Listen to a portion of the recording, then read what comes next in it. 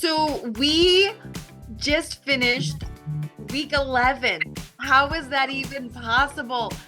We have 1 week left in phase one, which is so beyond crazy. So let's jump on the scales and see how you did last week.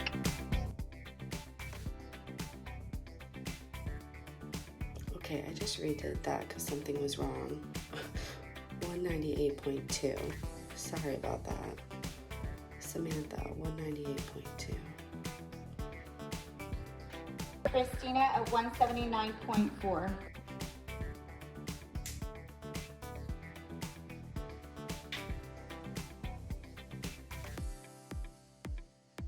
Stephanie, 189.8.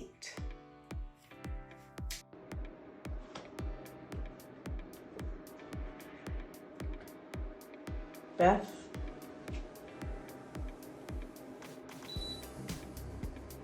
162.4. This is Karen, 270.2. Clifford Yoder, 184.0. 184.0.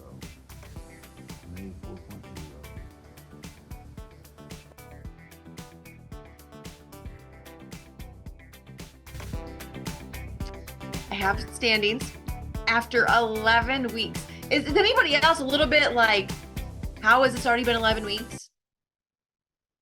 Like, it is just wild to me. It is absolutely wild to me. So in sixth place, down 7 pounds, 3.42%, Samantha. In fifth place, down 9 pounds, 4.52%, Miss Stephanie, our little pregnant mama. Are you 30 weeks now, Stephanie?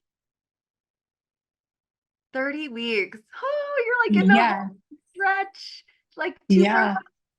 Yeah. And those Braxton Hicks are already they're going and going. So you might want to come early. I don't know. We'll see. That's amazing. Awesome job. Fourth place, down 13.6 pounds, 7.04%, Christina. In third place, down 14.4 pounds, 8.14%, Beth. In second place, down 26.4 pounds, 8.9%, Karen. In first place, down 30.6 pounds, 14.25%, Cliff.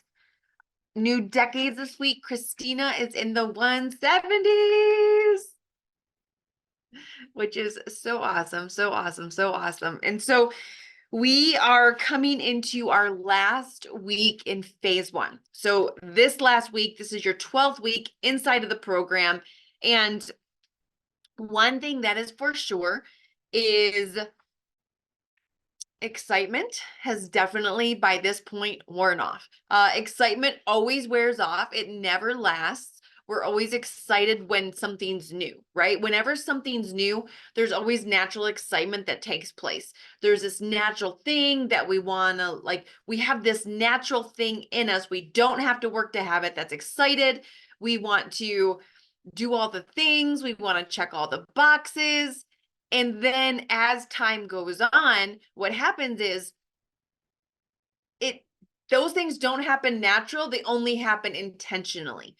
What happens naturally as time goes on is we get less and less consistent, and the gray zone in justification and the reasons. And I love what Sam was saying. It was yesterday. I was like, was it Saturday or yesterday? I love what Sam was saying, where she was like, listen, I've been gray zoning it. I've been eyeballing it, and I'm going to go back through. I'm going to read what I'm supposed to be doing, and I'm going to go back to doing that. And it's really holding yourself to that line, because if you would have asked yourself 11 weeks ago, if you get in, are you going to not follow directions? Are you going to gray zone this? Are you going to eat things that you don't know who made it, what's in it, how much of anything's in it? Because that is the gray zone, right? You would have been like, no, I'm not going to do that. Think about what you would have said if someone would have asked you that question before you got in. Because so often we can be so desperate for results in the beginning. We're so hungry. And if we're not careful, there's this question, and I don't know who I heard say this. It was a guy on YouTube like 5-6 years ago. And he said, I have a question for you. He said, if you were to put your 18-year-old self against your 40-year-old self, who would win? Who would win? If you were trying to get a promotion, if you were trying to get a raise, if you were trying to, he said, because your 18-year-old self, your 20-year-old self, if you're 40, you have more wisdom, you have more experience, you have more know-how, you have more maturity. But for most of us, our 20-year-old self could run circles around our 40-year-old self because our 20-year-old self was more hungry than our 40-year-old self. Like studies show that most people from 18 to 30 double their income. From 30 to 37, 38, their income goes up again. But there's somewhere in that 40-ish range where people's income actually goes down. And it's because they lose their hunger. They lose their ability to be like, no, let's go. And we start to settle. And again, this is natural human behavior. This is what happens naturally. And so when we're 11 weeks into this, nobody naturally is going to wake up and be like, it's the weekend, I'm not nibbling on jack. Like, it's the weekend, I'm measuring everything. It's like, that doesn't happen naturally over time. Does that make sense? And so this is where the rubber meets the road. And this is where we have to really be very, very careful and very intentional with our actions, with our thoughts, with what we allow ourselves to do and what we don't. And it's keeping yourself on a very tight leash. And the thing that I realized is it's all about creating habits that you are going to take when the program ends. And if you're not willing to keep yourself on a tight leash in the program, what do you think the odds are that you're going to successfully do it when the program's done? Right? When nobody's there, you don't have to report, you don't have to get on the scale and send it in, you don't have to check in, any of those things. So it's about pushing yourself and giving it all you've got while you're in the program. Because when you do that, yes, your results are going to be better, no question. But you're also going to develop the habits that you need. When it comes to consistency is your secret weapon. It is your secret weapon when it comes to results. And consistency is the most thing most people cannot get a hold on. They can't get a handle on. And when you look at your tracker, it will show you what your consistency is. And the least consistent you are, you have the least results. I can tell you who's the most consistent by these numbers. Period. Why? Because the facts don't lie. They don't. Our facts don't lie, but our feelings often do.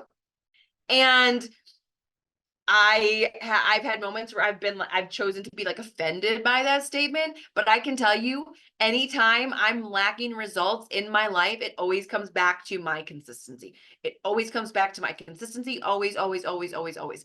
And that's why I was so proud of you, Sam, for having the maturity and the wisdom to be able to admit that, right? Because self-censorship is a real thing. Self-censorship is a real thing. Like being able to convince ourselves that, no, I'm doing everything right and I just don't have the results. Well, like, no, not how it works. So anyway, but it's much more powerful when you come to that realization versus someone telling you that and you take personal responsibility. Because at the end of the day, you can lead a horse to water, but you can't make them drink. So consistency is where momentum happens. Consistency is where, so I'll tell you guys. So when I first started losing weight, my first 90 days, I committed. I was working out to P90X. I was drinking the shake. I was, tracking everything. We had gotten rid of all the junk, all the things.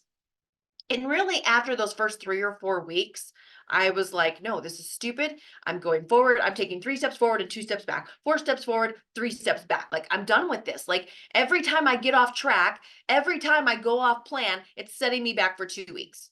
I'm losing 2 weeks. I just got to buckle down and get to the goal. And I had this epiphany that, man, if I can just get to where I'm going, you can eat more. You can eat more. Like, I'm literally going to show you in the freedom phase how you can maintain your weight and eat the food you love in balance. So there's no week, every week in the freedom phase, you're going to have 7 things that you can eat that was whatever you want to do, whatever you want. But most people treat the focus phase like the freedom phase. They start they transition way too soon.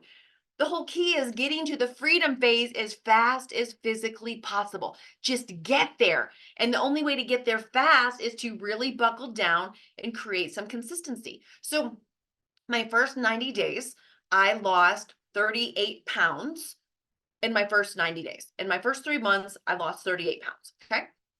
And the second 90 days, now, admittedly, my first 3 to 4 weeks, I wasn't 100%. But after that, my entire goal, I told you guys I had the epiphany about commitment, about consistency. My whole goal, the rest of the 90 days, was not to have any days where I didn't check off my boxes. To check off my boxes come hell or high water every single day. So the second 90 days, it was not to miss a day. I am going to be consistent for these entire 90 days. My second 90 days, I had less to lose, but I lost 45 pounds my second 90 days. So in 6 months, 45 plus 38, that's how much I lost in my first 6 months. But how, having less to lose, did I lose more in my second 90 days? Because wouldn't it make sense that I would lose less, but I lost more? Why? Because I was stacking consistency on top of each other. And when you are consistent, it creates momentum. And momentum are when things go further, faster. It seems easier than it's ever been. And the number one killer, the number one thing that causes frustration in people is inconsistency. And I'll give you guys this example. So have any of you guys ever had a car that stalled out and you had to push it off the road? Has anyone ever had this happen? Like where you had to help push a car, you had to be pushed? Well, the hardest part about pushing a car off the road is like creating the momentum to get the car moving. So I want you to imagine your car stalled and there was some guys that came up and they're like, hey, stay in the car and steer. We're going to push you off the road. And they got the car moving. And as soon as they got the car moving and it went a little bit, you slammed on the brakes and it stopped. And they're like, dude, what are you doing? Sorry. Didn't mean it. Okay, let's go again.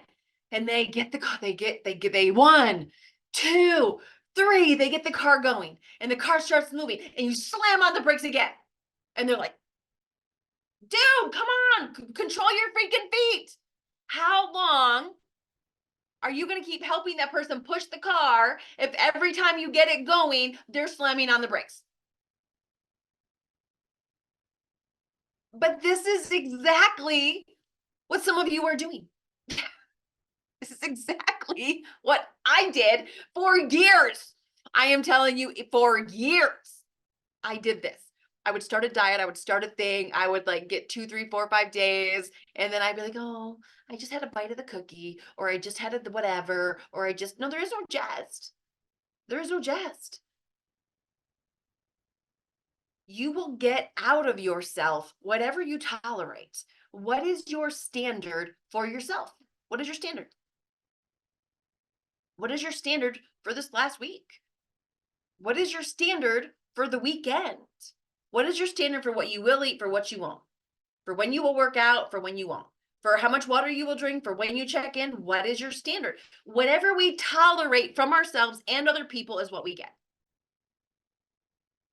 And so there's obviously been seasons of my life. Listen, I didn't wind up staying 288 pounds for decades, trying every diet under the sun and failing because I expected more.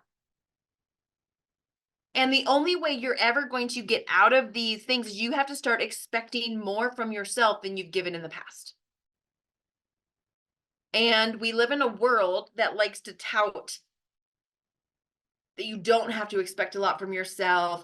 You know, just whatever you give is good enough. And it's getting to it. No, it's not. No, it's not. You are never going to meet anybody doing anything great who has low expectations for themselves. Ever. ever. And those parents are like, oh, you shouldn't expect your kids to do whatever. I just want to freaking punch them. Because I'm so sorry. When's the last time you met anybody that was doing anything that didn't have some kind of expectation for themselves? If you take a look at this, any championship team, if any of you follow sports, do you think any year, what is the plan for any, right now it's the off season for the NFL. What is every team currently doing? Because they're not practicing yet, but what are they doing? Anyone know what they're doing? They are making trades. They are strategizing about having the right players on the team to win what? Are they strategizing on how to get last place? Are they saying, you know what? Let's just give it our best shot. We don't care how the season goes. Let's just have fun. No, they're having meetings. They're strategizing. There's on how can we put together a team that's going to win the Super Bowl. Think about an Olympian. Does an Olympian have a low standard for themselves? Is it like, you know what, just show up when you want to, practice when you want to, do what you want to? Someone who's academically gifted and they are just killing it academically. If there's a student who's killing it academically, is the standard for themselves, is the parent's standard, you know what, just use your God-given brain. Listen, I am naturally very gifted in math. I was in 5th grade, I was in a accelerated class. By 6th grade, I was already taking high school math. And by 7th grade, by 9th grade, I was getting college credit in math. Very gifted. I will say I am. I'm not going to say I was. I'm very gifted when it comes to math and numbers. Okay. However, how in my senior year did I wind up failing in calculus and I was actually ineligible for one volleyball game? Think about that. I was one of 5 kids in my entire class who was in this gifted program. And I wind up my senior year being ineligible for a volleyball game in the thing that I am gifted in. Because I didn't hold myself to a standard of, I relied too much on the gift and I didn't study. And that got me through a lot. I didn't have a standard for myself. So I wound up being below average in the thing that I was gifted at. Isn't that crazy to think about? Below average in the thing that I was naturally above average at. Why? Because work and hunger will always trump natural talent. Work, how hard you work, the expectation you have on yourself will always trump talent. My question for you this week is, how will you choose to finish? We have 1 week left inside of the program, inside of phase 1. How will you choose to finish this last week? And I want to encourage you to be specific, because nothing becomes dynamic until it becomes specific. So the more specific, it's not good enough just to say, I'm going to finish strong. Got this. Well, what does that look like? So how committed are you going to be? What's your commitment level? Is it going to be 50, 60, 70, 80, 90, 100%? And what do you have to, if it's 100%, which is what we all signed up for, what does that look like? So going into my last week,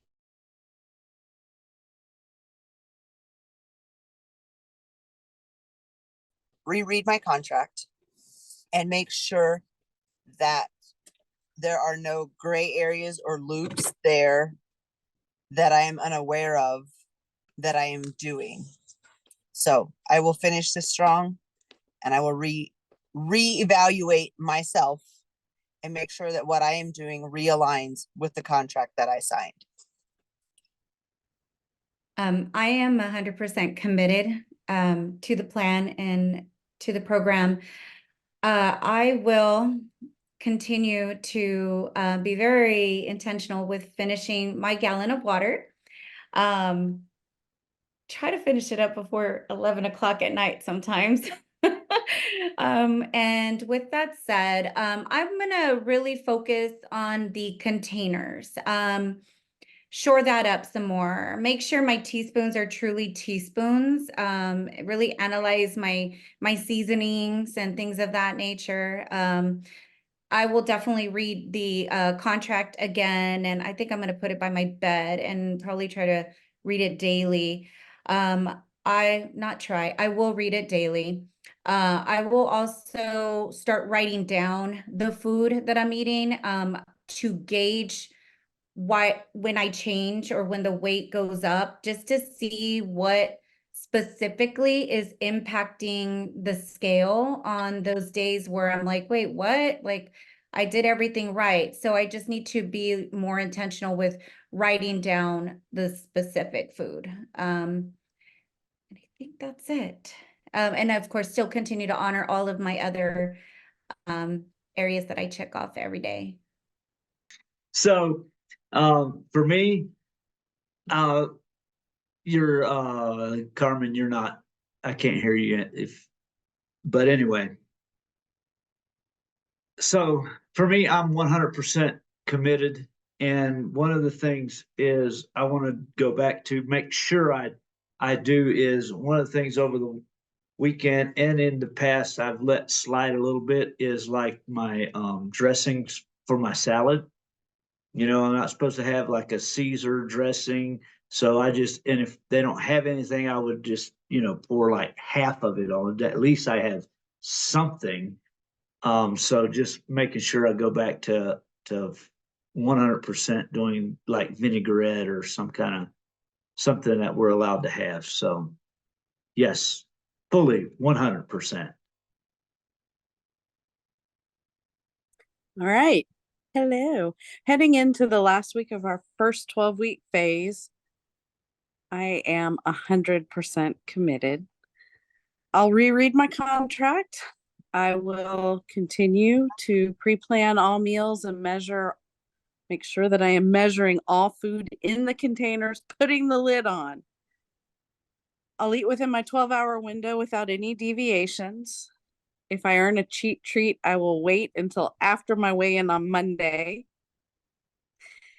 And my scale will go down on Monday morning. I've been told that I need to say that all week. So my scale will go down on Monday morning. Hello, everyone. So heading into this last week, I will reread my contract and recommit. I choose to finish committed, to do everything 100% with consistency, no room for error. I choose to put my all into all of my workouts, 100%, to get out of the gray area and stay out of the gray area. It's not an option. I will finish this part of the challenge strong and successfully. As we go into the last week of phase 1, I'm going to be 100%. I stuttered. Oh my gosh, that's like a Freudian slip. No. I'm going to be 100% committed because I have struggled, you guys. I have struggled so hard with, gray zones and giving my all in a workout or measuring things exactly perfectly, or, just with the baby, the pregnancy. I'm like, I think that I've been following a lot of my feelings more on it and my worry. And in this last week, I'm going to be 100% committed to all aspects of this and finish strong. Awesome job. Awesome job. And it's so taking what you just said and then saying that every day, like making that your mantra, your motto, your mission, your vision, all the things for the week.